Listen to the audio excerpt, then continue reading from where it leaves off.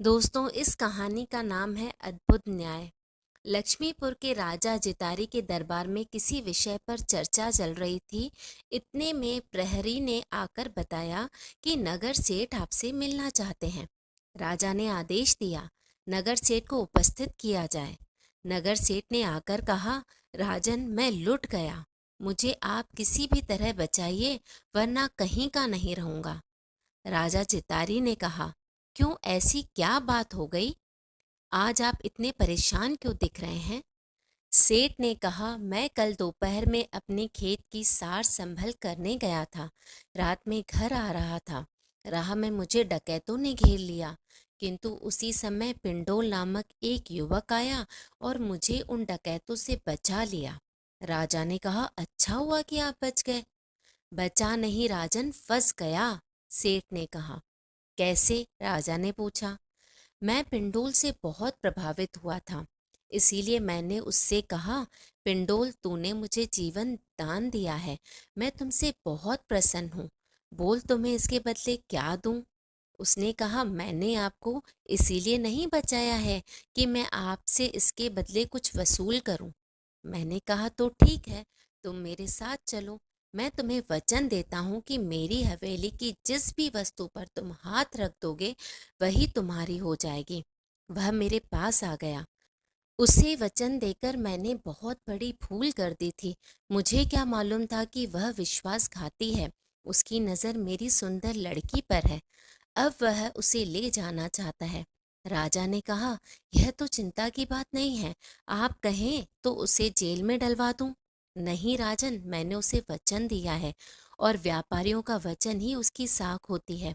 राजा जितारी ने जवाब दिया, तब तो कोई उपाय नहीं बचा सेठ जी। जितारी के जवाई धन कुमार ने बीच में टोकते हुए कहा, क्या मैं कुछ मदद कर सकता हूँ? हाँ हाँ, अवश्य। यदि आप यह गुत्थी सुलझा लेते हैं तो मैं बहुत हल्का हो जाऊंगा। तो मुझे उस धूर्त के पास ले चलिए सेठ जी, धन कुमार ने कहा। सेठ उसे पिंडोल के पास ले गया।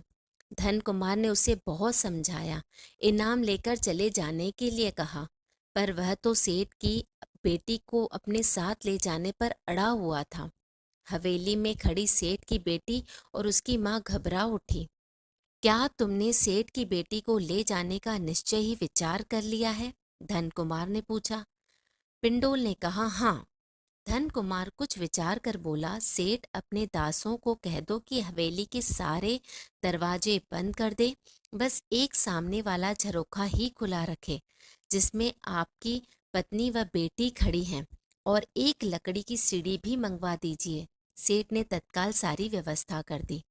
फिर धन कुमार ने पिंडोल से कहा, अब तुम हवेली में प्रवेश कर सकते हो और वहां की किसी भी वस्तु पर हाथ रखकर उसे ले सकते हो, किंतु खबरदार, अपने वचन से मत डिगना।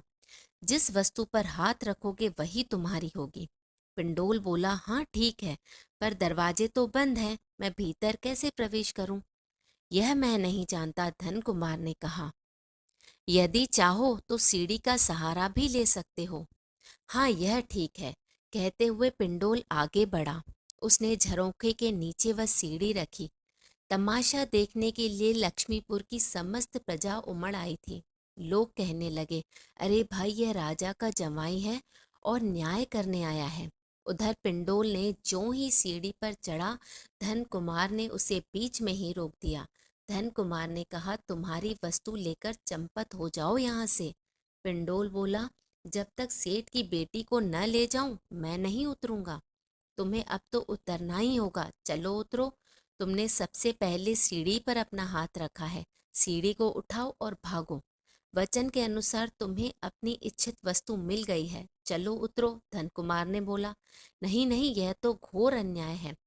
जनता गुस्से से चिल्लाने लगी और धन कुमार की प्रशंसा करने लगी। पिंडोल शर्म से पानी पानी हो गया। न्याय की दृष्टि से सेठ का वचन भी पूरा हो गया।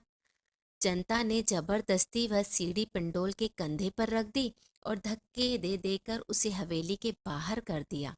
सभी के मुख पर धन कुमार की बुद्धि और न्याय का बखान था।